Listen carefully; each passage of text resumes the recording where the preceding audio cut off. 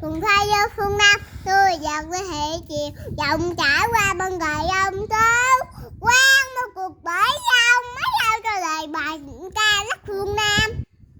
Và gì nữa? Một con vịt tè ra hai cái khăn, nó kêu gần góc góc góc, cập cập cập, gặp thờ nó tới bì bóp, lúc tạm bờ với cái ta không. Hát được không? Cái đám dỗ bên còn tao đám dỗ hoài dày đám dỗ mình đang liên hát. Rồi tắt nha. Chưa xong. Bài gì nữa?